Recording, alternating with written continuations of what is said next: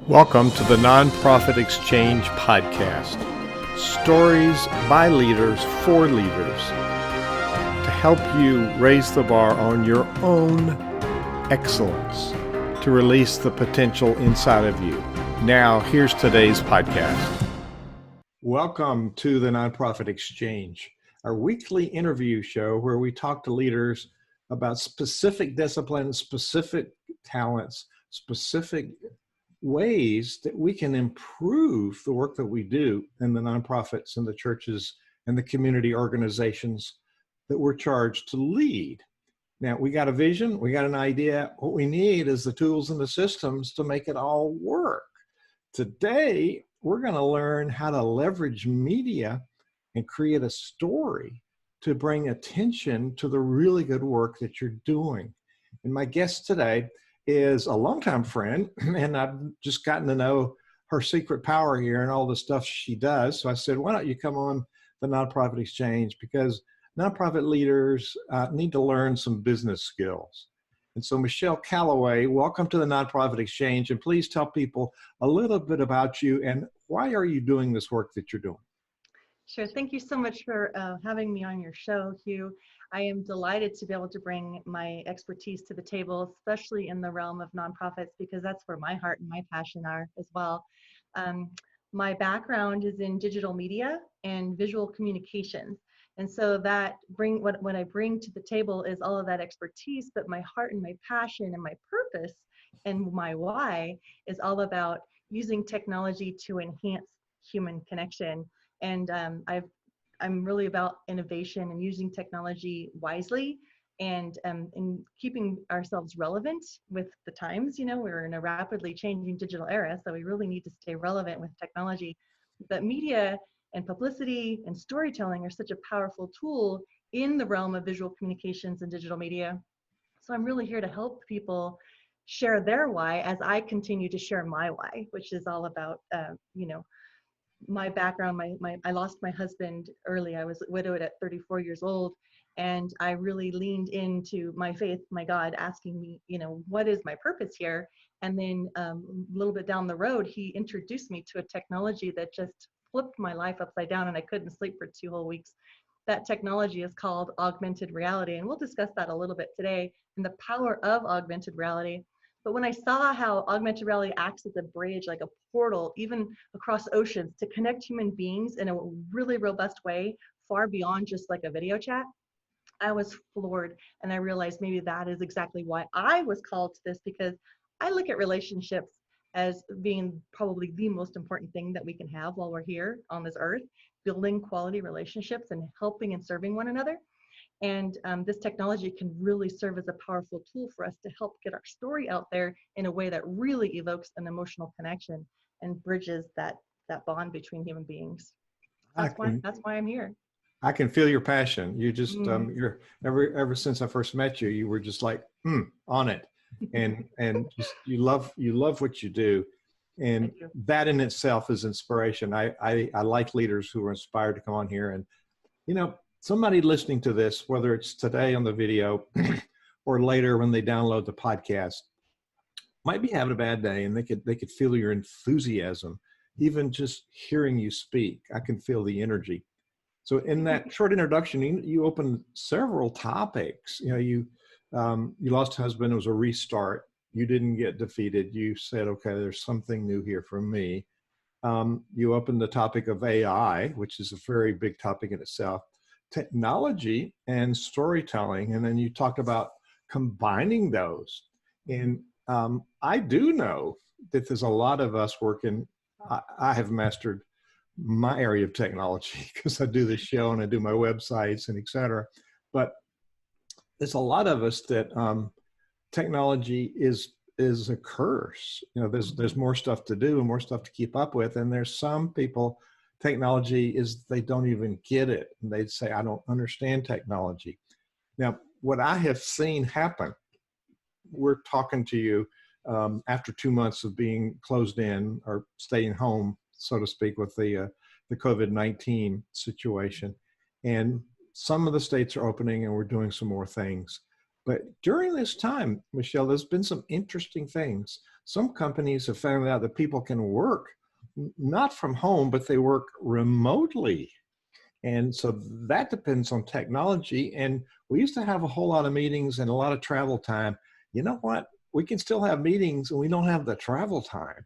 I know. So let's talk about how does technology, and even the word technology, negatively create a mindset with leaders. Well, I've actually done a tremendous amount of surveying and found that about 96% of small business owners say that technology is their number one pain point. So that is exactly why we started the Tech with Heart Foundation. And that is my current nonprofit that I'm getting rolling out.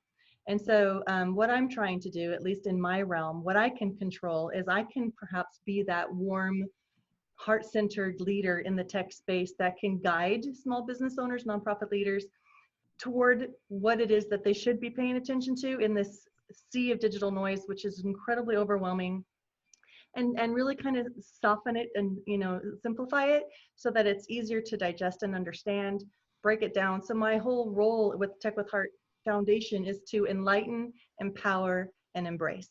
So we really are here to support you in whatever it is you're venturing into. We bring industry leaders to provide quality knowledge as far as strategy around that technology. But that is my focus. My goal is to be there for you.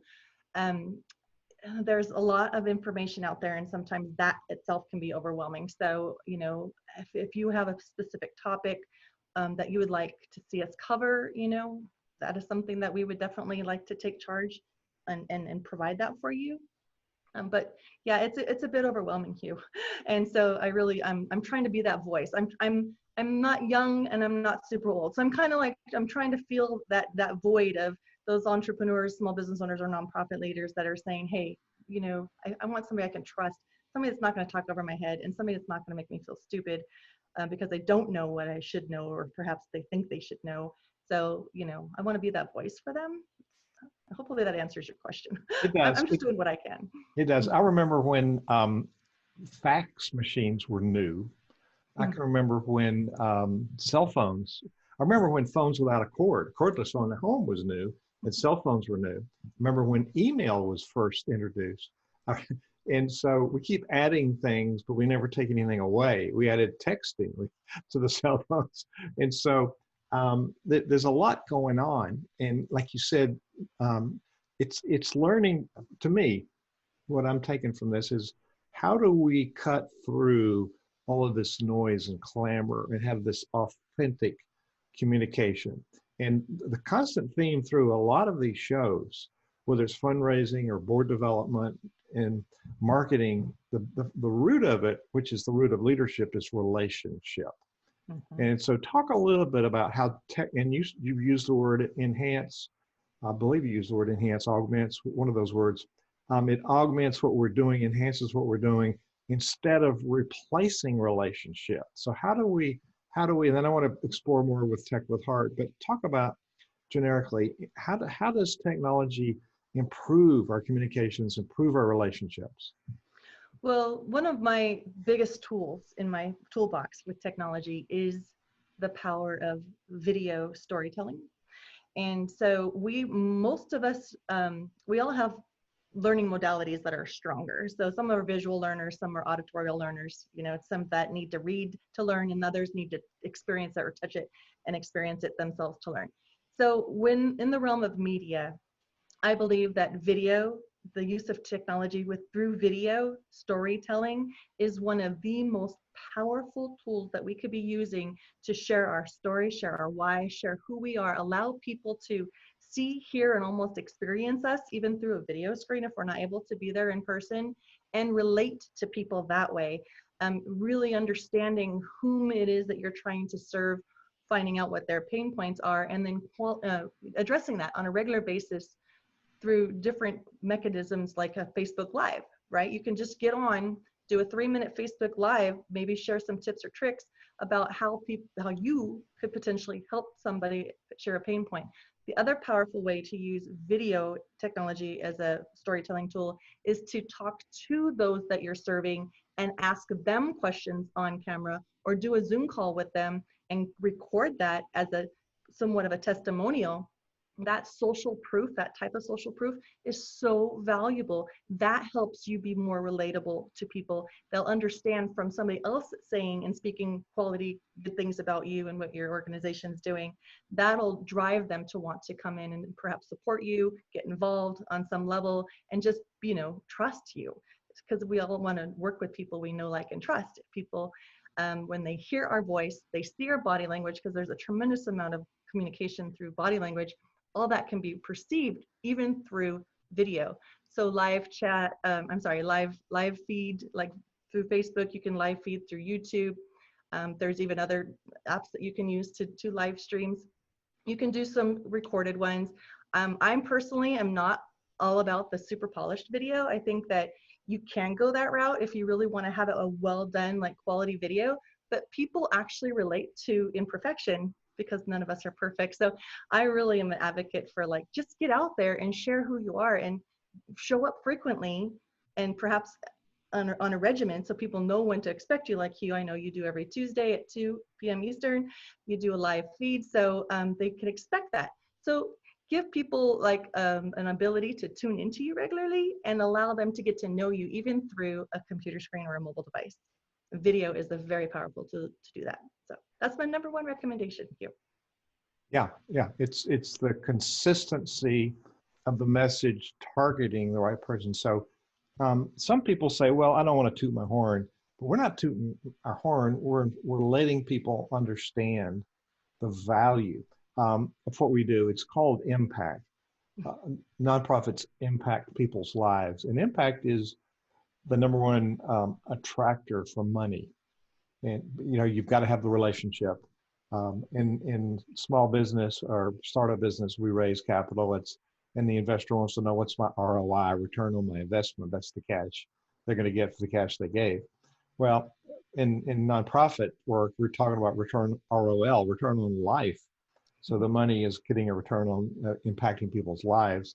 And we get there through ROR, return on relationship. And so what you're talking about is very consistent. Our sponsor for this nonprofit exchange is WordSprint. WordSprint prints nonprofit performance magazine and mails it to our tribe. And we want to stay in touch with our tribe. So it's the right message to the right person in the right rhythm. So you nailed that rhythm, and then 10% of it, that's 30, 30, 30 for those three elements. And then 10% is the appearance. It's got to look neat, but not extravagant.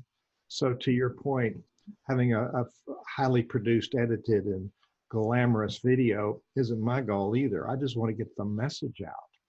And so I think we have high quality audio and video here, and that's a good start. So people need to understand, they need to hear us. So there's a misperception in how to use media. And talk a little bit, I get a whole lot of people hammering me on social media.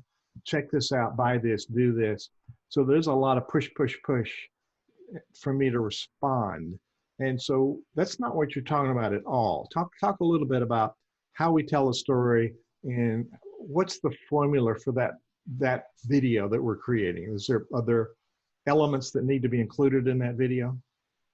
Well, you know, you can do little snippet parts. It's always good for you to allow people to understand your why. People will relate to you better if they understand why you're even doing what you're doing, especially as nonprofit leaders. You know, we're really driven by passion and purpose, not so much profit. And so we want to serve you. We want to serve people, but why? Why? And so the more you can share your why a little bit here and there, and of course, if you could do like one video all about your why and put that on your website or on your social media pages, what it does is it right out the gate lets people tap into that why, and they can decide whether or not that feels like it's something that resonates with them. Maybe is your nonprofit the one that they've been looking for or feeling called to come and get involved with and support. So it's not about brag. That is not at all the right attitude. We don't go into serving to be bragging. We go into serving to make a difference. So if you share your why regularly, I think that's important. You can build it in as a golden thread on many of your videos. It should always be like an anchor in your story or what you're sharing. It's part of your brand.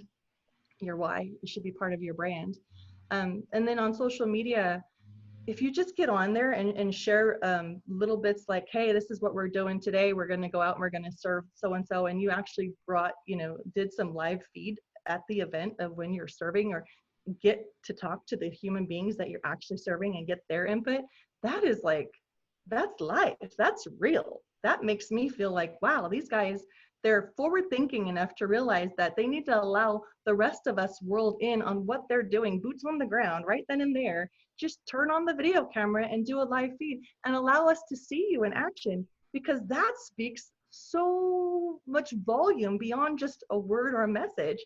That's action. That's reality. That's what we want to see. So I recommend you doing that on social media. And if you do have an event and you are selling tickets to an event, if there's any way you can show what the event is going to be like or experience through other people's voices, not just your own, that's valuable too. So I can't recommend enough how important it is for you to get like testimonials of the people that you're serving. Just share little snippets and stories. Like I was helping a nonprofit who's doing a lot of service for homeless men. So what did we do? We went straight to the homeless men and said, hey, can I ask you a few questions? How has this particular nonprofit impacted you? And we just took all of those little testimonials and we put it together in a beautiful testimonial video. And that speaks volumes. So what was the question that they responded to? What was the question? The question that about when you asked them to record, what the question did you give them? The homeless men. What did it do for you? Is that the question? Yeah, I just said, well, can you tell me a little bit about what your life was like before you came into this organization? And they would tell me how down and out they were, sleeping in their car, living out of their car or whatever. And then I said, well, how did you find this organization? So then they would tell me, so I'm asking them questions to specifically get them to say on camera what I would like to have them say. That's going to beef up the value of that nonprofit. That's key. I do find that a lot of people just say, give me a testimony without asking the right questions. And what you asked about was, here's where it was, here's the way it is now. Here's the transition, here's the impact, here's the result of our work.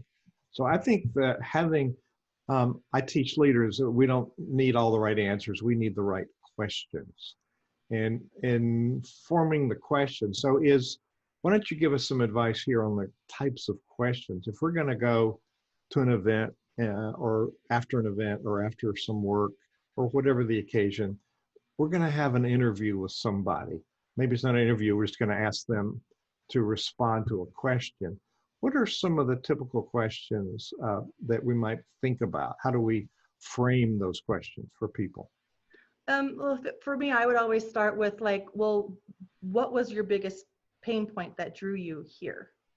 What was the need that you had that you felt like this would be the place to come and get that resolved? So you're asking them what their pain is, and then hopefully they'll have no problem sharing that. And then the next question would be like, now that you've been here and you've experienced this, how has this solved that pain point for you? And I also ask them regularly to drop the name of the organization, like rather than just say a person's name. Like when I was interviewing those homeless men, I would say, don't specifically just always mention her name, the founder, but can you mention the name of the organization? So they would start their sentence with, the name of the organization has helped me overcome this by this, and they would share that. So it definitely does help when you're able to ask them questions. And that's why I recommend, if you're not able to be there in person to like video shoot them on testimonial, get them on a Zoom and ask them the questions there, because Zoom is a very powerful tool, especially in these times when we're not able to meet together in person. You still can get that quality answer that you can utilize in a video to promote the organization through somebody else's voice, bragging about the service that you've done for them. Does that help? Absolutely, absolutely. It's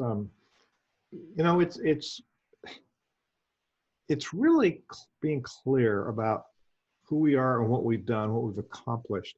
And to me, if I'm a donor for an organization and I see the difference that my donation made, even small, that makes me want to continue to donate.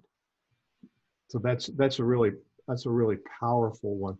So storytelling is a bigger topic than the testimony. So the storytelling could come from your clients, but it could also come from your staff, your executive director, or from your board members talking about what they've seen from their perspective. Any advice on how we would get those on tape?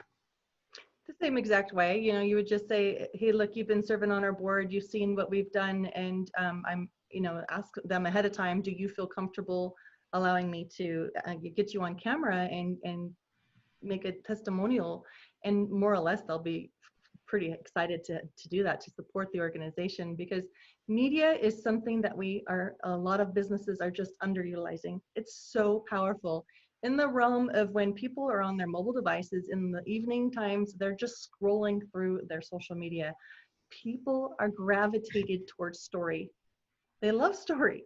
Everybody loves a good bedtime story, but this isn't bedtime story, but that's our human nature. We relate to each other through story. So whether it's you sharing your story, your constituents telling your story, the people that you're serving telling the story, or your board members telling the story, it's all story. And if you need help, compilating some of those things into like one beautiful, well, in the business sector we call sizzle reel, a promotional video that just speaks volumes about you without you bragging or feeling like you're bragging or anything like that. That is a very powerful tool, and you can utilize that on social media all the day long. You can use that even on advertising all the day long to drive support, to raise funds, to promote an event. I mean, it's just so powerful. I can't speak highly enough about it. Video is such a powerful tool. Well, it's the end thing as well, because you can see and you could make up a quote that somebody gave, but when you hear them and see them personally giving that quote, it has another level of credibility, and it's infectious. The enthusiasm is infectious. So all of this stuff sounds like a whole lot of work. Now, what I know about nonprofit leaders, we get at Center Vision, we get between 450 and 650 visitors a day.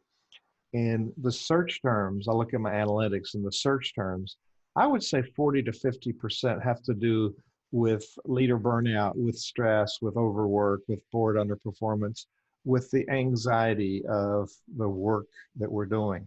Now, this goes way before this current COVID crisis. So the overwork syndrome, the burnout syndrome. So I can imagine somebody out there is listening to this interview say, that's great, but I don't have time to do it. And what I teach leaders, a transformational leader finds somebody and it gets it off their plate. So we want to assign it. So how do we work this in? It's still some discernment, some leadership. How do we work this into our schedule, and how do we get this done when maybe it's not the first skill of the leader and the leader is already overtaxed and overworked? How do they make this happen?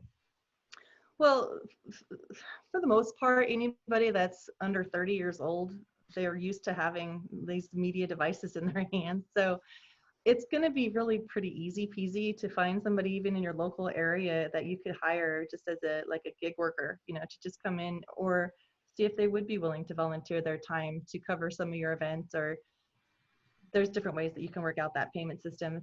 But you're right. If it's not you, the leader of your organization, you don't have to be the one on camera. I recommend at some level that you do at least allow a little bit of yourself to be on camera, because you kind of sort of are the face of the why, which got started the organization, but it doesn't all have to fall on you. You can have like a media team or a media employee that just focuses on sharing story and getting testimonials from people. So it's pretty easy to hire out for that kind of thing. And everybody under 30 knows how to handle. You've got devices right here on your smartphone. You don't have to go buy expensive equipment either. So, right, most people are carrying it, and I wouldn't overlook having an under 30 person on your board of directors. It could be your communication, marketing person. So one of the biggest problems, I believe, in 32 years, I've not worked with any organization that failed to bring up communication as the number one topic, number one problem. It's always a hot topic and everybody talks about it. Nobody does anything about it. Mm. And so first off, we need something to communicate. And you've given us some great ideas of how do we put these ideas together? Then how do we create a pathway to communicate with people? Now you've mentioned media. Now you've spoken about social media. So elaborate on what you mean by media and the different kinds of media and how do we create different messages. Some of them need different kinds of messages for different media.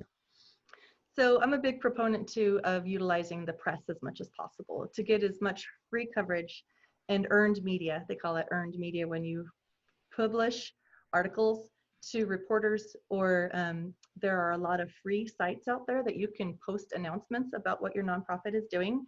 And Patch is a local one, so you can actually, it's like the word patch, like you'd put on your jacket. And you can sign up for your local patch and post announcements regularly. Articles, they could be articles, they could be announcements about events that you got coming up. That is one that I've seen is really got a tremendous SEO built in to it.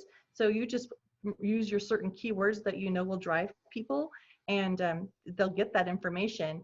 Of course, if you're having an event, Eventbrite is like incredibly powerful when it comes to SEO, and it's free to use.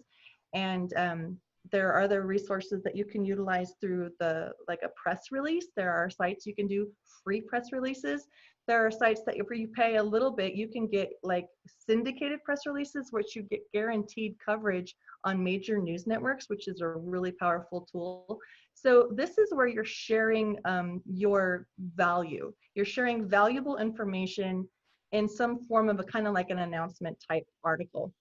And the neat thing about some of these paid press releases is that you can now incorporate video along with your written press release, which is, again, super, super powerful in relating to human beings. So I highly recommend that nonprofits don't overlook the power of the press media, because there are reporters that are always looking for a good story. I've seen so much just through this COVID-19 how certain nonprofits are really getting some good quality like airtime because they've stepped out and they shared what they're already doing, but they're sharing it with the press. That's something that most people forget to do, but that's something that we can't afford to do as nonprofits because we need as much support. That's free press. Basically, you submit an article or an email or make a phone call to a couple local reporters that and see if they'll pick it up. You know, there's so much there that we're not utilizing. And so I'm a big component of the press media. Social media is a form of press, but even through Twitter, whatnot, you can actually access big time Hollywood stars by just, you know, sharing a little tweet about what you're doing and attaching a video to that on Twitter is a very powerful tool. So yeah, try and utilize the press as much as possible. You can even utilize your local newspaper. Did you know there's an announcement section in your local newspaper, which is mostly digital, that you can post a free announcement? If you have a local chamber and you're a part of that, you can do announcements through them. There's Lineable, which is another online resource that you can create a profile for your nonprofit. And there's also, oh, my favorite, Google My Business is like a free resource where you can get top ranking in Google by creating like a little mini website for your nonprofit. And Google will always rank that #1 because it's Google owned. So that's another free resource. Google My Business. Now, Google has Google News. It's a news feed. How do you get to that? I'm not sure about that one, Hugh. I'd have to research that personally. I just know Google My Business is starting to really show up a lot more as far as a super guerrilla tactic to get your business ranking high on Google without necessarily paying for Google AdWords.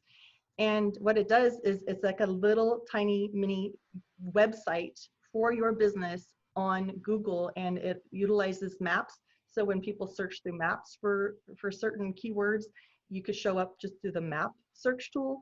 It'll search certain keywords, obviously, just through Google search. But then if anybody happens to look up your business name, it'll rank really high on the Google search for just your business name as well. And it's just a kind of like a carbon copy of your basic services, and you could post announcements, you can post offers, you can post events on Google My Business as if it's a blog right on Google. Very powerful. Can you post your videos there too? Mm-hmm. Yep. So for the videos, you could record them and then post them from your computer if they're short. Now on Twitter, but Twitter does have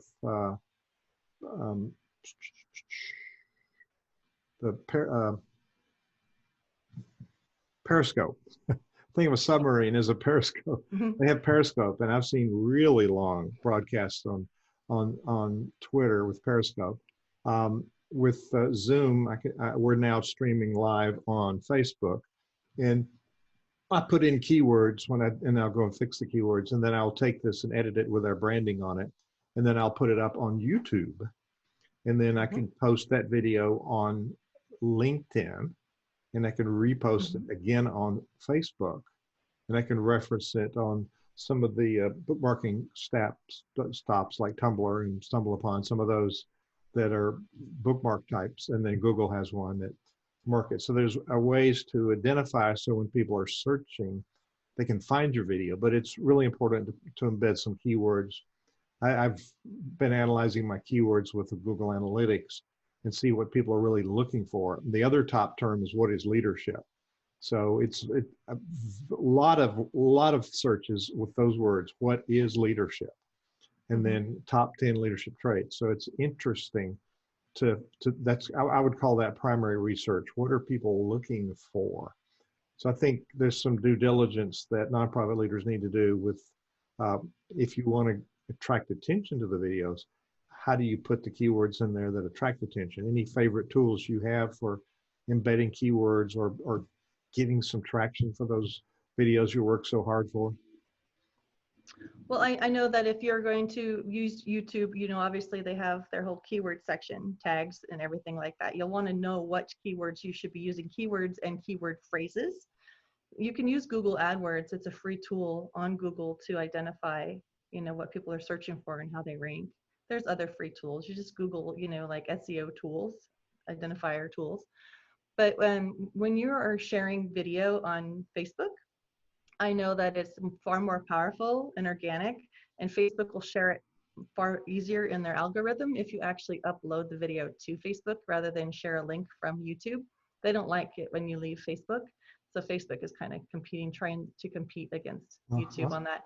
And if you have a business page, which your nonprofit should have a page on Facebook, when you upload a video, there is a whole section in there where you add tags, keyword phrases, and you can do hashtags, all those types of things. So those are just some little tools when it comes to video. On your WordPress site, obviously, when you upload video, you're going to be using alt text, you're going to be using keywords in your titles of your videos, and then on the pages itself, you should be able to establish your SEO keywords. Absolutely. So there's mega data, and there's the tags. And then, there's a lot of places. It really it needs to be relevant to what the topic is. And so you get rated higher if it's relevant. So that's a really good tip about the Google My Business. And then it's patch.com. I found it here, patch.com. Find out what's happening outside your front door. And I'm just finishing up my term as president of the board of directors of the nonprofit that's the Lynchburg Symphony Orchestra. And we've done a lot of these things. We did some outside concerts at the retirement homes so people could come to their windows and hear us when we first were quarantined. And we weren't going inside of those places, of course. So we took the music to them, and the concert hall was closed. So we did a live streaming a couple of weeks ago and had 6,000 views. That night. So I'm sure there's some aftermarket views, but it was really doing videos about the video and doing some stories beforehand. So what I do with this particular series, so I'm streaming live to Facebook from Zoom. I've put up the title and some keywords on the Facebook post, and it's high quality, and it's regular, like you pointed out, it's a regular time of the week. And so people, even if they don't watch it live, they expect some new content every week. So it's the consistency of the touch points. And we just say, oh, we'll just do one whenever we feel like it. But I think if you cultivate an interested audience, you want to continue to feed them the data, don't you?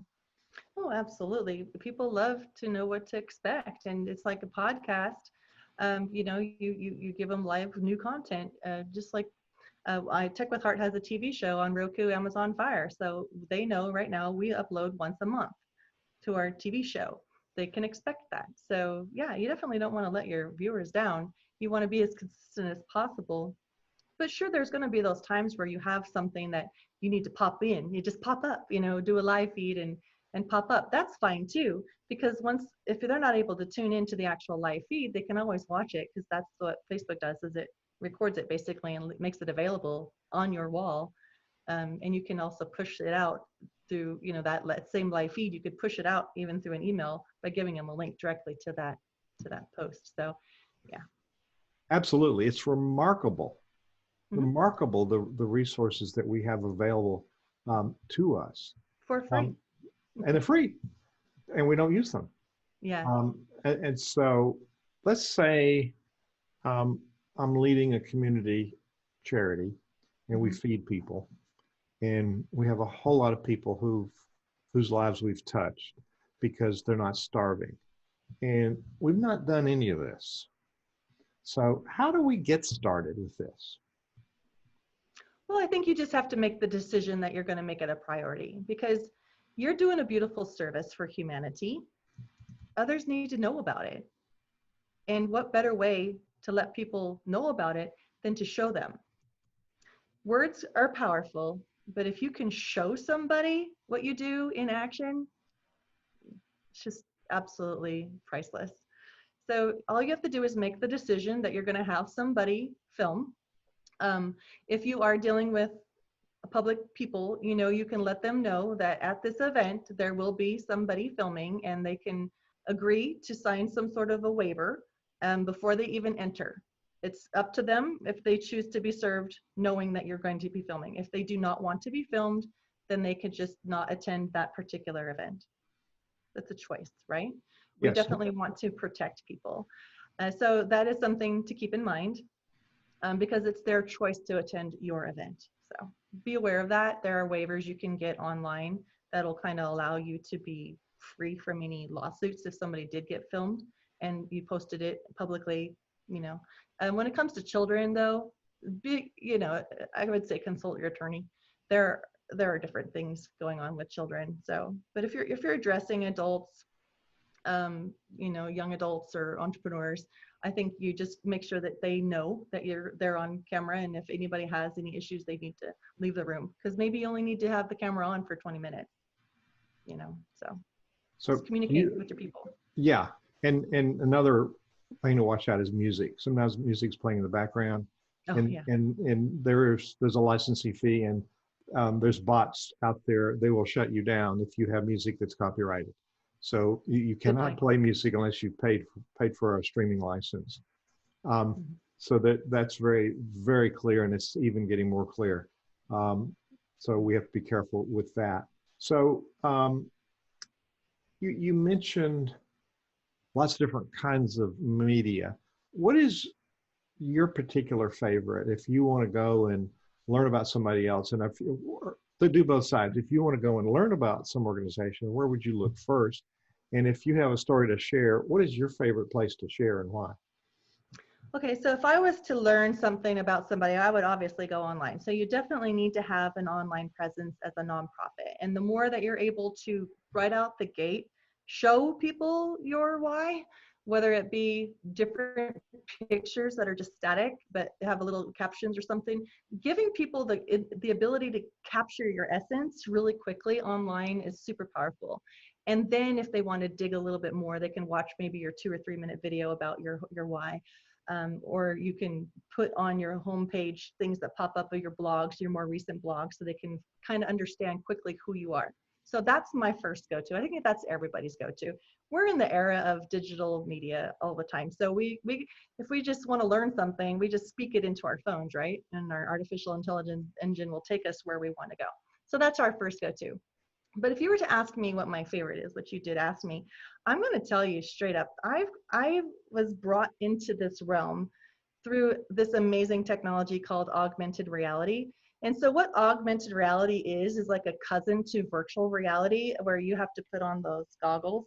Augmented reality allows you to interact with virtual content while you're still in our real world realm. So it's like more like Iron Man, where he puts on special glasses and all of a sudden he can see all this digital data. So I was brought into this as a calling, and I saw the power of human connection even across oceans through this magical portal of augmented reality. And I'm also a visual learner. And so I love the power of story through video, but I also love physical, tangible, like memorabilia, things that as a nonprofit, when you're out having trade shows or you're out at events, when people say, do you have some more information that you can give me? Sometimes people prefer an actual physical, something that they can take home and visually be reminded of who you are and what the interaction they had with you. Plus, it gives them a little bit more information about what you're doing. One of the easiest tools that we keep with us, no matter whether you're female or male, is we can carry these little business cards, right? So these little business cards could be like tiny little storytelling devices.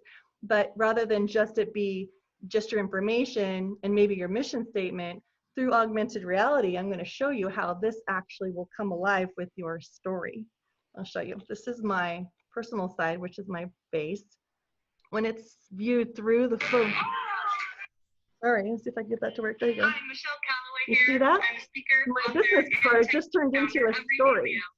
And it's telling my why. That you're actually witnessing right now. See, it's just a card. If you love what you're seeing and think that Oh. there's incredible potential of using it in your business as a marketing tool, please tap on the website. So you can have different images trigger different visual stories through this augmented reality tool that my company built. That was my calling. That was my first entrance into this technology realm of, helping people enhance their human connection through story. And you can utilize it like this is just an example. My father passed away. A lot of people are passing away, unfortunately, during COVID. This physical card can now come alive with his living legacy story of, his commemorating his beautiful life through video. I can show you what that looks like. And nonprofits can do this on their little rack cards. You can create rack cards, you can create postcards, you can mail them to people and enter their home and come alive with story. Let me just show you this little example of my, sorry, I'm gonna try this again and launch it. It's not playing sorry. Anyway, I have to probably launch the app again, but the video plays right over his image. And so if you're a nonprofit, you can have different images on your printed material that you're going to hand to somebody that they're going to take with them. You're going to show them why you do what you do or what you're all about. And they're going to never forget you because you just tapped into all 4 of their learning modalities and you blew their mind away because they probably have not seen anything like this, where a physical, tangible item or marketing material comes alive with your story. That's my favorite. Augmented reality. So augmented reality. That's just that augmented reality? It's augmented reality. It's a cousin of virtual reality. We call it AR. Yes. AR. Different than AI, which I said earlier, but take that back. Yeah. All right, look behind you, you have this poster. Thanks for sharing that. Tech with Heart Network. It's techwithheartnetwork.com. So we have Tech with Heart Foundation, and part of the Tech with Heart Foundation is me leading and guiding you through this digital era as a business owner and nonprofit, and that is the techwithheartnetwork.com. That is our current place where you can go. And we also have a Tech with Heart Network group on Facebook that you can join. And what we do is we bring experts to you, interview experts to help you kind of understand what is really working, how it's working, and what you might want to consider adopting into your business. But it's more of a warm, heart-centered network of entrepreneurs that are coming to a place where they can ask any question and not feel like it's a bad question to ask. It's not an intimidating environment. It's very much like a warm referral network where we can all serve one another.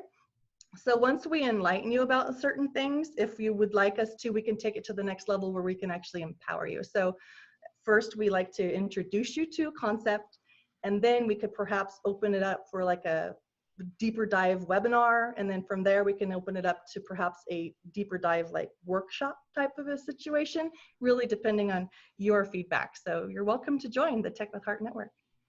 .com. Mm-hmm. Tech with, it's on the interview page of on the website.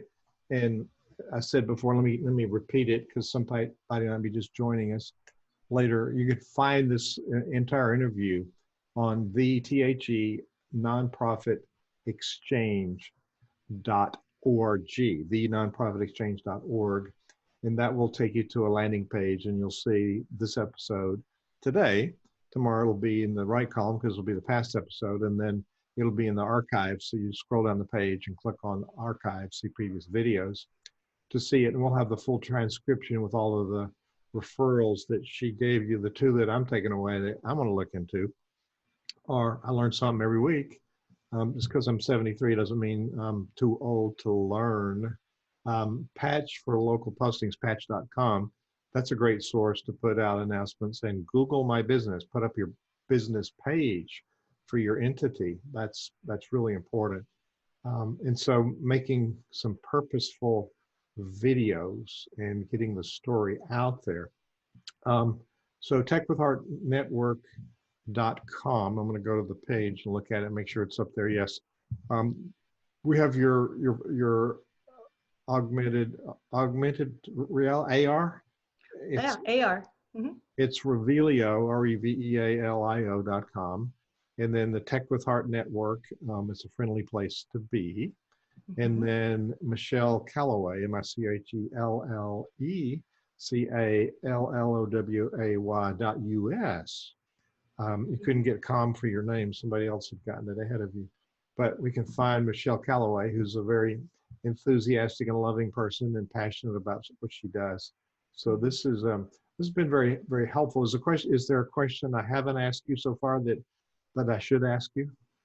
No, I believe that we covered a lot of really great resources and tools that you can be utilizing as a nonprofit leader, whether you yourself or you hire somebody. These are free resources out there for you to get your story and share it through media, whether it be video media, press, news release type media, or even printed material media, that you're sharing your why, your story, and giving people the information that they seek so that they can come alongside you, support what you're doing, and help you just continue to thrive and doing what you're doing that's helping so many people. Great. You mentioned your TV show. Mm-hmm. I've heard of it. Tech with Heart TV, Hugh, you're going to be on that. Yeah, Tech with Heart TV. Yeah, I've been on there. Yes, definitely. Tell people where to find that. So right now, Tech with Heart TV show is being broadcast on Roku and Amazon Fire. So that's the streaming content, which is great to be on those, have visibility off of the internet, but onto these streaming devices. So Tech with Heart is found on the Raven International TV channel within Roku and Amazon Fire. But you could also just type in Tech with Heart, because we're all about empowering you to be successful and relevant in a digital era while we continue to enhance our human connection. It's great. It's a good show. I enjoyed being your guest, and then I've enjoyed having you as my guest. I want to talk a little bit about our sponsor today, and then I'm going to let you have the last word. What tip or challenge or thought you want to leave people with before we close this very helpful interview? So our sponsor today is WordSprint. WordSprint prints Nonprofit Performance 360 magazine, and you can find it at nonprofitperformance.org. Nonprofit performance is about performance. How do we integrate strategy and performance? So we have stories from great leaders like these interviews in that magazine, and we have 6 years worth of stories. We don't print a magazine every week, but we print it periodically during the year. And so go to nonprofitperformance.org, and it'll take you to the magazine page on our website. And this is a community for community builders who are leaders. And It's a place where nonprofit leaders can network with each other. You're not alone. You have a community of peers that can help you. So we gather every week in a Zoom discussion and we talk about current issues and how we can help each other. So there's live sessions, there's a whole lot of content. But Bill Gilmer helps us stay in touch with our tribe, and he does it through mail. So we have the virtual form of the magazine, but we also have the print copy. So it's what Michelle elaborated on earlier. Bill's 2 decades of research shows that it's 30% the message, 30% the person, the right message to the right person, and 30% the frequency. You want to stay in touch with them on a regular schedule. And 10% is the appearance. It can't look too fancy because people will think you're wasting money, and you probably are. So we want to have the message that goes regularly to people, and that's something you learned here. So really, WordSprint is a mail house, and they happen to own a very high-tech print shop. So people remember what they hold in their hands, and we partner that mailing with what Michelle's talking about, social media and email.